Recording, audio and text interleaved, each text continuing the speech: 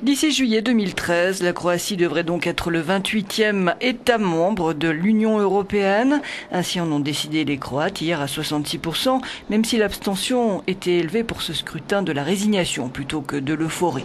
En 2003, l'enthousiasme pro-européen grimpait à 80% dans les sondages, mais 6 ans de longues négociations avec des critères très sévères et la crise économique que traverse l'Union sont passés par là.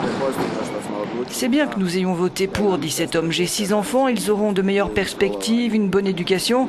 Je pense le plus grand bien de tout ça. Nous n'avons pas d'autre option. Mais je ne sais pas, dit cette femme. Il y a encore du scepticisme en nous, c'est sûr.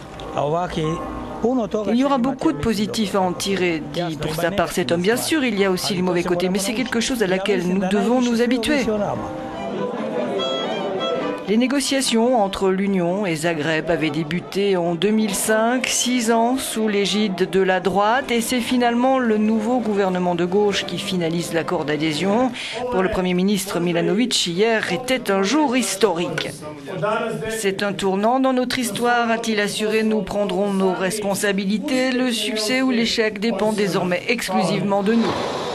Le parcours reste délicat. La Croatie sera sous haute surveillance jusqu'à l'année prochaine. Échaudée par les cas roumains et bulgares notamment, l'Union a mis en place une procédure de suivi inédite censée maintenir la pression sur le nouveau venu et garantir le succès de la mise à niveau.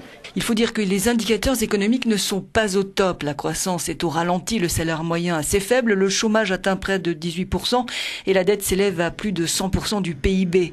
Pour certains, la Croatie, durement frappée par la crise, n'est pas prête. C'est le cas de cet élu d'extrême droite. Nous devons améliorer notre économie, dit-elle, accroître nos exportations et alors seulement rejoindre l'UE. Notre économie est mauvaise, nous n'avons pas de vraie banque nationale, nos exportations sont épouvantables, nous entrons dans l'UE à genoux.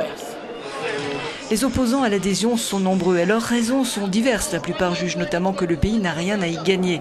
Mais l'argument qui revient le plus, c'est celui de la souveraineté dans un pays qui gagnait de haute lutte son indépendance il y a 20 ans à peine. Pour les Antilles, se retrouver happé dans une structure supranationale, c'est comme un retour au passé.